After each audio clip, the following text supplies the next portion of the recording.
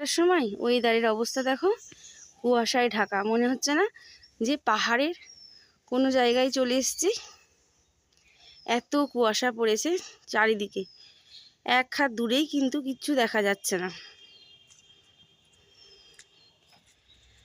আর এইবার শীতে কুয়াশাটা খুব একটা বেশি পড়েনি, মাত্র হাতে গোনা কয়েকটা দিন পড়েছে। এই শীত চলে যাচ্ছে শীত চলে যাচ্ছে আর সেই সময় এত কুয়াশা পড়তে শুরু করেছে।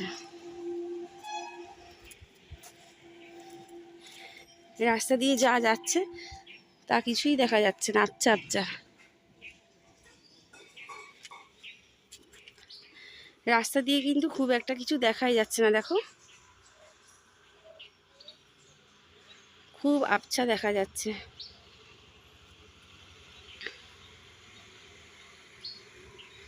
রাস্তা দিয়ে কিন্তু যা যাচ্ছে কিছুই দেখা যাচ্ছে না, খুব আবছা।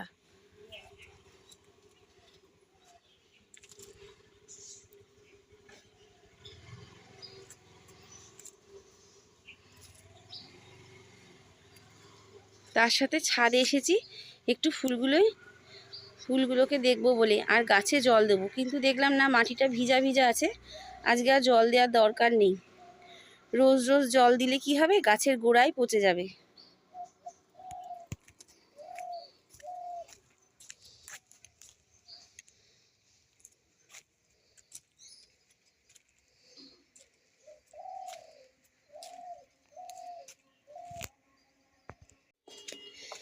আর আজকে বৃহস্পতিবার, ভেবেছিলাম ছাদে যাই একটু জবা গাছগুলোই ফুল হয়েছে কিনা দেখে আসি, কিন্তু না, দেখলাম জবা গাছগুলো পুরোপুরি খালি। এই শীতকালে না জবা গাছে ফুল হয় না বললেই চলে, ওই হাতে গোনা দুই একটা, সব কটা গাছই ন্যাড়া। গাঁদা ফুল কিনে এনেই পুজো দিতে হবে আজকে, বুঝলে। শীতকালে বড় অভাব পুজোর, শীতকালে বড় অভাব ফুলের, ওই কেনা গাঁদা ফুল ছাড়া আর কোনো উপায় নেই। চারিদিকে শুধু কুয়াশা আর কুয়াশা, মনে হচ্ছে কাশ্মীর বা সিমলায় বেড়াতে চলে এসেছি, কিংবা সুইজারল্যান্ড, যাই বলো না কেন। পাহাড়ের দৃশ্য ভালোই লাগছে দেখতে।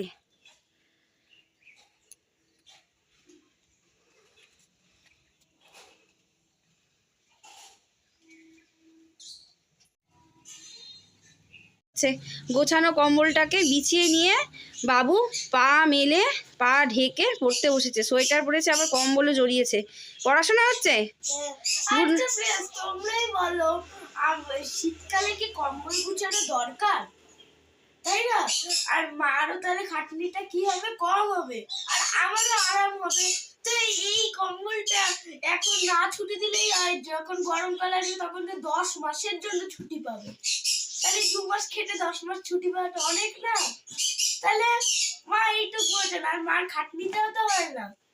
আর হাত ব্যথা, বল, কম্বল গোছাতে গেলে হাত ব্যথা, তাহলে আর কম্বলগুলো এরকম করে রেখে দেবো। তা সোয়েটারও তো পরিস, তাহলে সোয়েটারগুলো আর গোছাবো না, না ওগুলোও ফেলে রেখে দেবো এরকম ভাবে।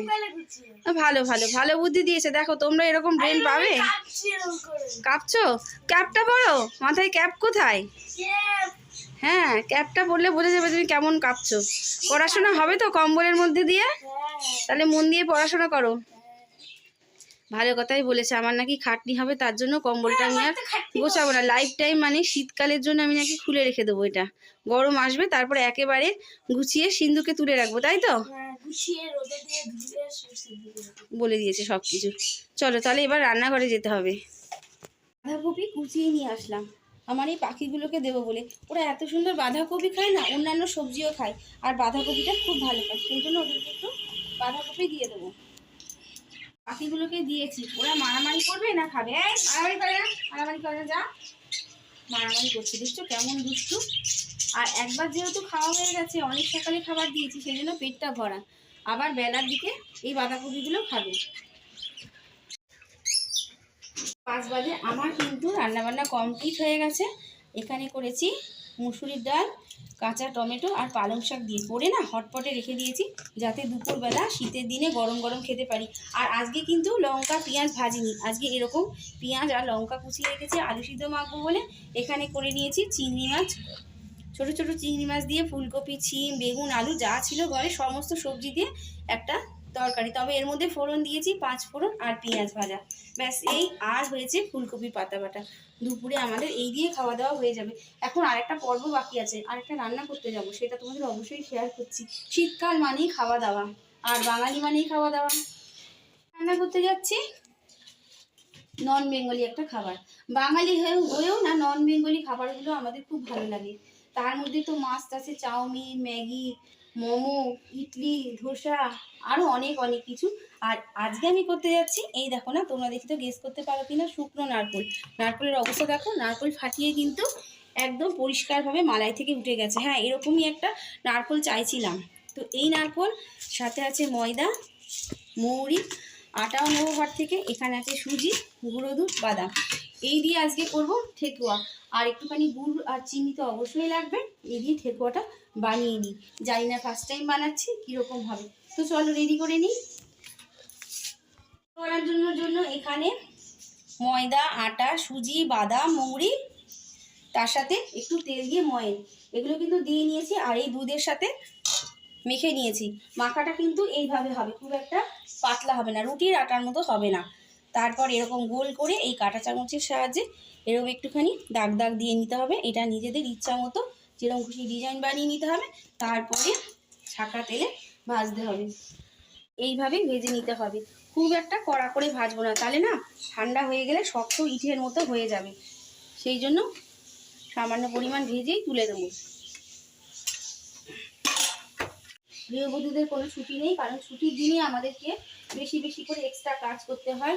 আর বিশেষ করে বাঙালি মানেই খাওয়া দাওয়া, তার উপরে আবার শীতকাল হলে তো কথাই নেই। সেই জন্যই দেখো না, রান্না শেষে আবার এইসব রান্না করতে বসে গেছি।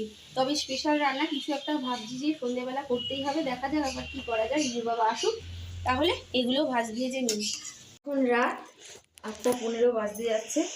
আর যেহেতু ছুটির দিন, কাজকর্ম একটু ঢিলেমিলিয়ে করেছি, ব্যাস অনেকটাই দেরি হয়ে গেছে। সন্ধ্যেবেলা বিছানা ছেড়ে উঠতেই ইচ্ছা করছিল, কিন্তু কি করা যাবে, ঠাকুরের নাম নিয়ে ঝটপট উঠে পড়লাম লেপ কম্বলের মায়া ছেড়ে।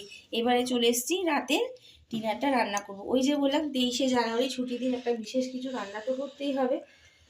আর রিজু আর রূপু দুজনের আবদারে আজকে হচ্ছে চিকেন মোমো। সেই জন্য আমি সকালবেলায় এই চিকেনটাকে একটু মশলা দিয়ে পাকিয়ে রেখেছি। আর এখানে গাজর, আদা, পেঁয়াজ, লঙ্কা আর ধনেপাতা, এখানে আছে বাঁধাকপি। এই বাঁধাকপিটা কিন্তু নুন মাখিয়ে রেখে দিয়েছি। আর এগুলো সব ঘষে রেডি করে নেব। তারপরে পুরটা তৈরি করতে হবে মোমো বানানোর জন্য বা চাটনি বানানোর জন্য। মোমোর সাথে নিয়ে নিয়েছি 3টে টমেটো, রসুন আর একটু লেবু, এটাও বানাতে হবে। কিন্তু মেখে 15 মিনিট রেখে দিয়েছিলাম। এই আটা কিন্তু আধ ঘন্টা মেখে রাখতে পারলে খুব ভালো। যেহেতু অনেক রাত হয়ে যাচ্ছে, হাতে সময় নেই, সেই জন্য 15 মিনিট রেখেছি। এবারে লেচি কেটে পুরটাকে মাখিয়ে রেখেছিলাম, সেই পুরটাকে এরকম করে মুড়িয়ে নিয়ে মোমোর একটা শেপ দেবো, সেটা তোমাদের নিজেদের পছন্দের মতো। তারপরে যেহেতু আমার কাছে মোমোর কোনো মেশিন নেই, সেই জন্য আমি ইডলি বানানোর মেশিনেই মোমোটা বানাই। তাতে কিন্তু দারুণ সুন্দর মোমোগুলো ওঠে। দেখো, এই যে এটা ইডলি বানানোর মেশিন। আর এটার মধ্যে যখন হুইসেল দেবে তখন বুঝতে পারবো এটা হয়ে গেছে সেদ্ধ। আমি 2 রকম শেপের বানিয়েছি, একটা গোল মোমো আর একটা লম্বা মোমো। যার যেরকম ইচ্ছা সেরকম বানিয়ে নেবে। হয়ে গেছে করে আমি হটপটে রেখে দিয়েছি মোমো, দেখেছো তো। আর এখানে মোমোর চাটনিটা বানিয়ে নিচ্ছি, সেই টমেটো রসুন দিয়ে। আর এর মধ্যে নুন আর একটু লঙ্কার গুঁড়ো দিয়ে নিয়েছি, স্বাদ বাড়ানোর জন্য দিয়ে দেবো একটুখানি লেবু চিপে। হয়ে গেল আমার মোমো আর মোমোর চাটনি বানানোর রেসিপি। নুন আর চিনি ব্যালেন্সটা ঠিক রাখার জন্য দিয়ে দিলাম অল্প একটু চিনি। মোমো কিন্তু বানানো কমপ্লিট হয়ে গেছে। আর আগে 2 ছেলেকে দিয়ে আসি, কারণ ওরা কিন্তু অধীর আগ্রহে অপেক্ষা করেছে কখন মোমো হবে। আর গরম গরম না খেলে কিন্তু মোমো টেস্ট পাওয়া যাবে না। তাহলে চলো এগুলো দিয়ে আসি। আর আজকের মতো ভিডিওটা এখানে শেষ করছি। সকলে ভালো থাকবে, সুস্থ থাকবে, নিজের শরীরে যত্ন অবশ্যই নেবে। আর ভিডিওটা ভালো লাগলে লাইক, সাবস্ক্রাইব, কমেন্ট করে পাশে থাকতে হবে। দেখা হচ্ছে অন্য একটা ভিডিওর সাথে। টাটা।